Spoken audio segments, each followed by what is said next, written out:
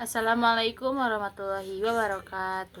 Alhamdulillahirrabbilalamin wabihi nasta'in wa ala umuri dunya waddin wa ala alihi wa sahbihi ajmain amma ba'du.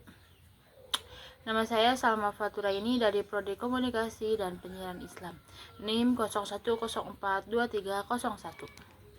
Dibuatnya video ini yaitu untuk memenuhi salah satu tugas UAS komunikasi politik.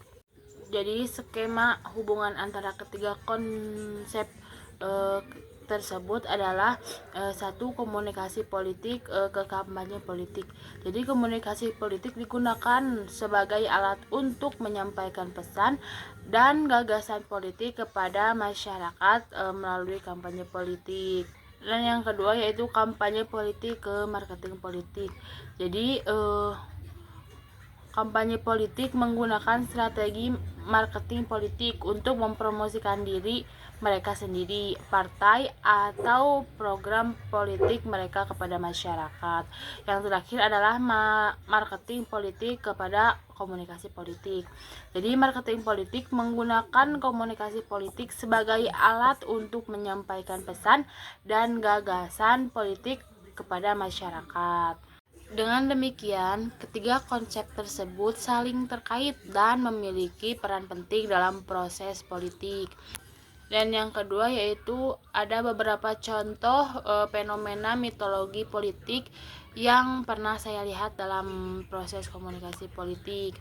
Satu yaitu penggunaan simbol dan ikon. Menggunakan simbol dan ikon seperti bendera, lambang, dan warna dapat membangkitkan emosi dan identitas politik.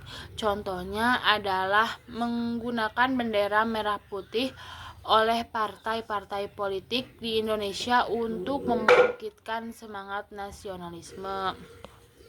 Dan yang kedua, cerita dan narasi. Jadi menggunakan cerita dan narasi tentang sejarah, perjuangan, dan keberhasilan dalam membangun identitas dan mempengaruhi opini publik. Contohnya adalah berita tentang perjuangan kemerdekaan Indonesia yang sering digunakan oleh politisi untuk membangkitkan semangat nasionalisme.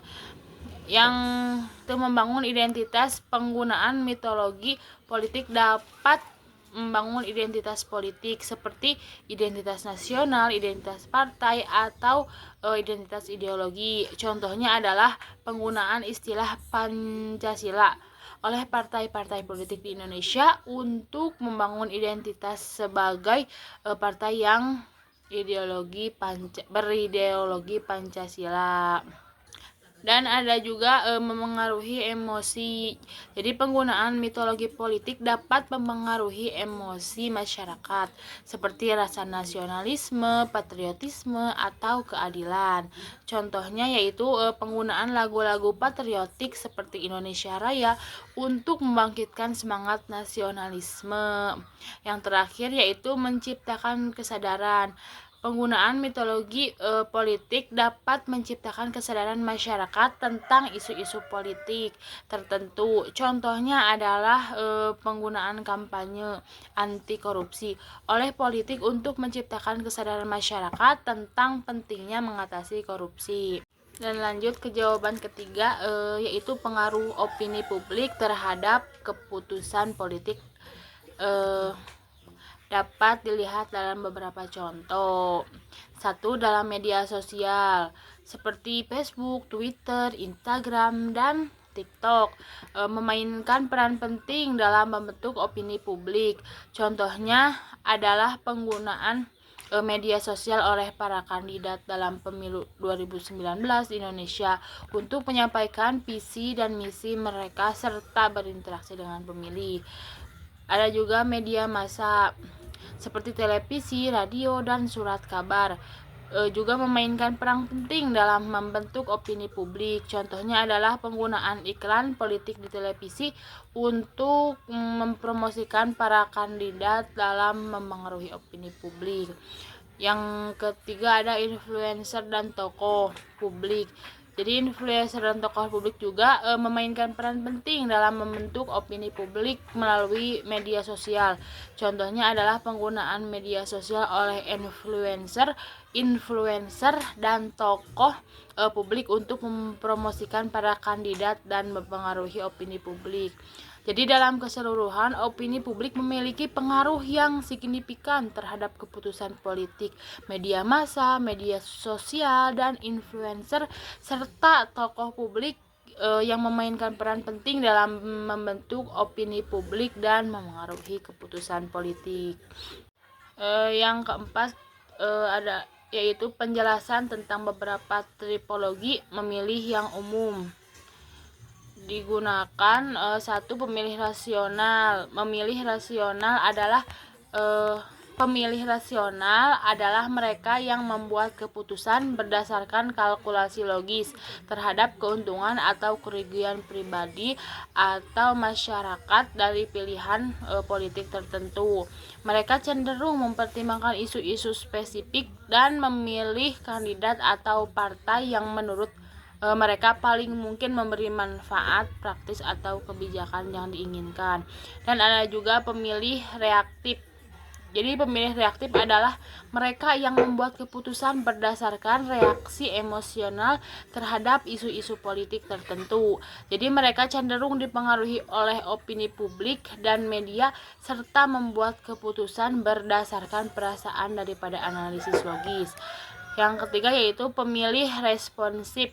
Pemilih responsif adalah mereka yang membuat keputusan berdasarkan respon terhadap kebijakan atau program yang ditawarkan oleh kandidat atau partai. Jadi mereka cenderung mempertimbangkan kebutuhan dan kepentingan pribadi atau masyarakat serta membuat keputusan berdasarkan kemampuan kandidat atau partai untuk memenuhi kebutuhan tersebut. Yang selanjutnya yaitu pemilih aktif adalah mereka yang tidak hanya membuat keputusan tetapi juga aktif dalam proses komunikasi seperti mengikuti kampanye, menghadiri debat, dan berpartisipasi dalam diskusi politik.